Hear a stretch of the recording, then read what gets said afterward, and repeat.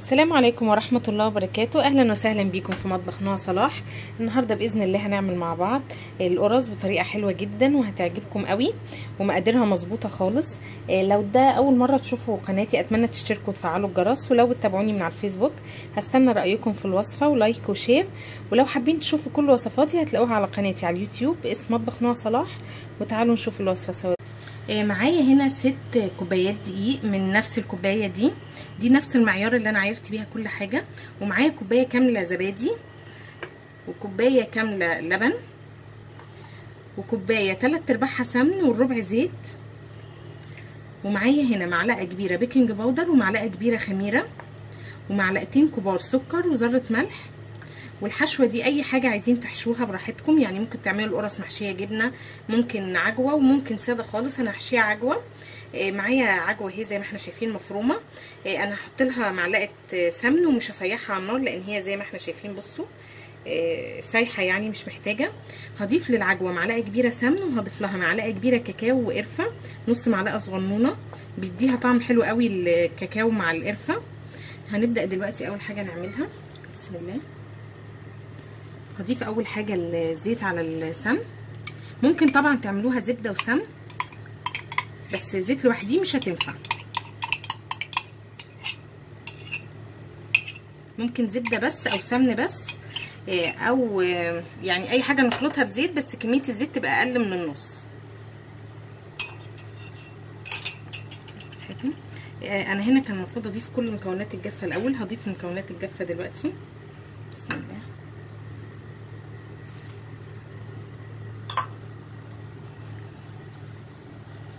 نقلبهم.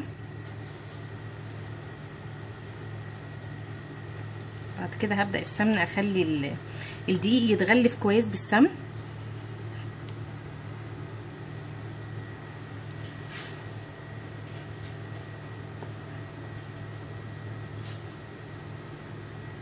الخطوة دي بتبقى مهمة جدا في ذوبان اي حاجة. لما بنستعمل السمن الاول فالحاجة بتبقى دايبة.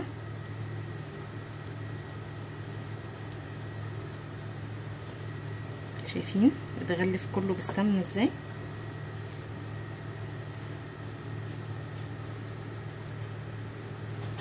هبدأ بعد كده هضيف اللبن. هضيف نص نص، يعني نص الكوبايه وبعد كده النص التاني. بسم الله.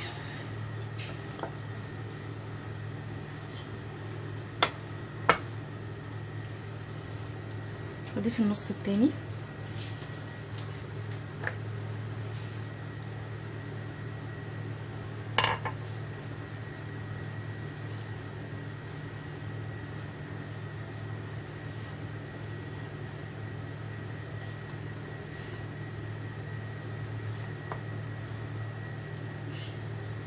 معلقه الخل في اي عجينه فيها بيكنج باودر بتخلي العجينه تنجح جدا.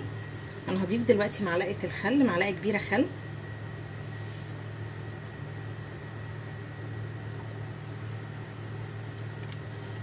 بسم الله. ومش بيظهر طعمها خالص في العجين، بس بتخليه يحتفظ ان يبقى هش ويقعد يعني طازه كذا يوم، يعتبر اكنه يعني ماده حافظه للعجين. بعد كده هضيف الزبادي برضو نص ونص.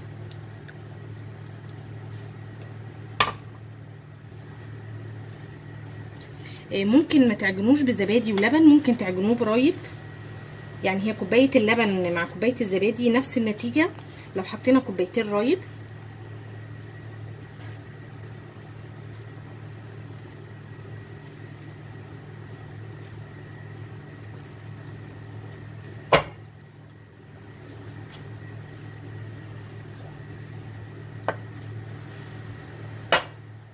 ممكن تحتاج مننا نص كوبايه لبن تاني، انا حاسه ان هي هتحتاج حسب الدقيقه عندكم. يعني ضيفوا الاول نفس المقدار ده وشوفوا هيحتاج قد ايه.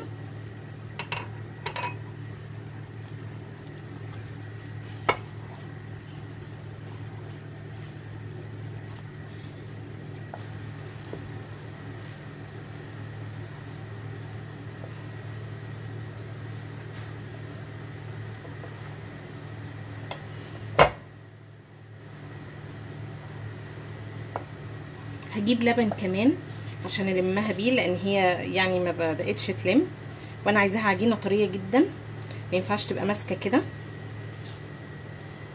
عايزاها قطره تاني. بس هي مش هتاخد كتير، يعني هي ممكن تاخد ربع كوبايه تاني. انا دلوقتي هبدا اضيف، يعني جبت نص كوبايه لبن، هضيف نصها، يعني هضيف ربع كوبايه لبن كمان. طبعا زي ما احنا عارفين مش بنضيف كل السوائل مره واحده، لان كل دقيقه بتاخد كميه سوائل غير التانيه. انتوا ابداوا الاول بكوبايه واحده لبن وشوفوها هتحتاج قد ايه. بس هي خلاص انا عندي كده مش هتحتاج تاني، يعني هي خدت ربع كوبايه زياده عن المقدار اللي انا عملته. انا هعجن فيها بقى كويس وهرجع لكم. دلوقتي ده شكل العجينه بعد ما خلصت عجينها، شايفين هي بتبقى كده. لو حابين تضيفوا نص معلقه كركم صغنونه بتديها لون حلو، مش حابين ما تضيفوش، انا دايما بضيف بس المره دي ما ضفتش. انا هسيبها كده تختمر، هي بتختمر مرتين، مره هنا ومره بعد ما بتتقطع. وهنا عملت العجوه زي ما قلت لكم، ضفت لها معلقه سمن والكاكاو والقرفه. شايفين هي طريه قوي. لو العجوه معاكم ناشفه هتفكوها دقيقتين بس على النار، بس ما تزودوش عليها على النار علشان ما تطلعش بعد السوى تبقى يعني ما تبقاش طريه كده وتبقى شاده ويبقى فيها نشفان كده جوه الحاجه. فبنخليها بس يا دوب يعني دقيقتين بس على النار مش اكتر. بس انا العجوه عندي كانت طريه فما احتاجتش نار. لو طريه خلاص هنضيف لها بس معلقه سمن وزي ما انتم حابين قرفه وكاكاو. انا ضفت الاثنين قرفه وكاكاو. الكاكاو بيديها ريحه حلوه قوي وطعم جميل. هسيب ده يختمر دلوقتي ونشوفه مع بعض باذن الله بعد نص ساعه. دلوقتي زي ما احنا شايفين هو ما شاء الله لا قوه الا بالله خمر معانا. مش بنسيبه كتير، مش اكتر من نص ساعه، علشان الزبادي فيه مع الخميره مش عايزين يطلع ريحه. شايفين انا هنزله لان هو بيخمر كمان مرتين.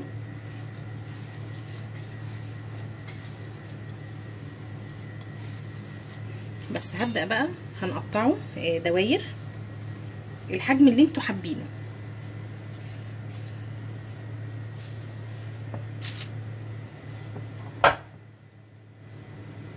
ممكن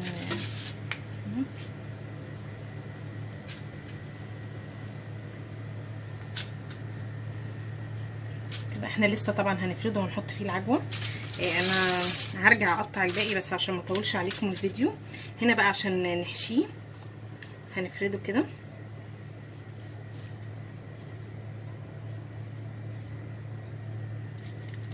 بسم الله. ضيفان الكاكاو على العجوه بيديها طعم بعد ما بتستوي، اكننا حاشينها يعني شوكليت على عجوه.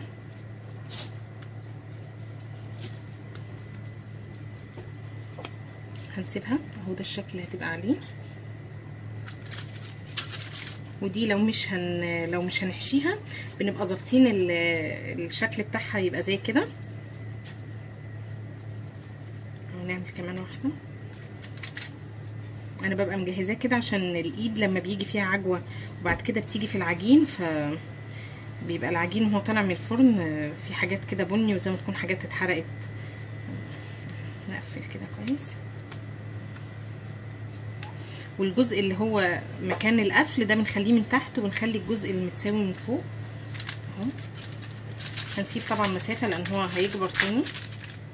بس انا هقطع دي وهسيبها ساده عشان نشوفها مع بعض.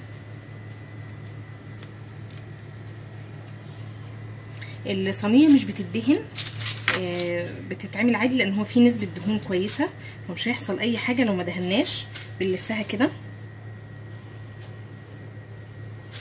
اهو كده ونروح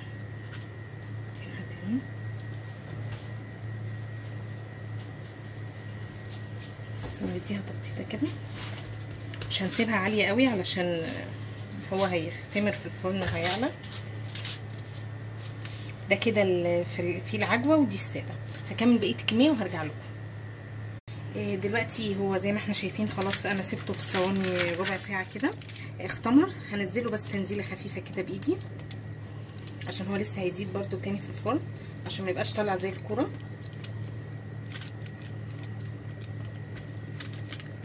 عشان يطلع بس منفوخ النفخه دي، ما يبقاش اكتر من كده. هدهنه معايا هنا بيض، وحطيت عليه قهوه، اي دهان عايزينه، لبن، قشطه، اي حاجه عندكم دهنوه بيها.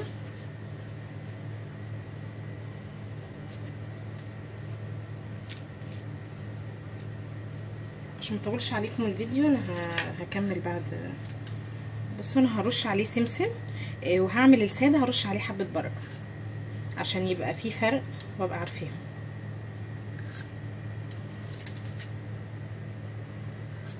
الحاجات دي الاضافات براحتكم، ممكن تعملوه من غير سمسم، ممكن تعملوه بحبه بركه، ما تحطوش حاجه خالص عادي يعني. بس هكمل انا الباقي وهسويه على درجه حراره 180 تحت بس، وبعد كده لما ياخد لون لما من تحت ياخد لون هطفي وهشغل الشوايه 5 دقايق بس لحد من فوق ما يلون. هو مش بياخد وقت كبير في الفرن. ده الشكل النهائي ليه، طالع حلو قوي. ده اللي عملته بعجوه، طالع جميل وهوريه لكم من جوه. شايفين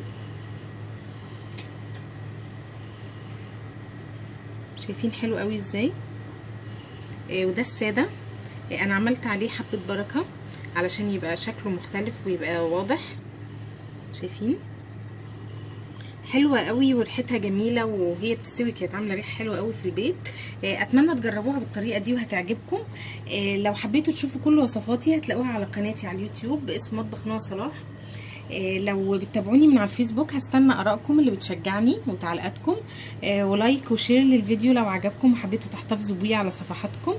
والسلام عليكم ورحمه الله وبركاته.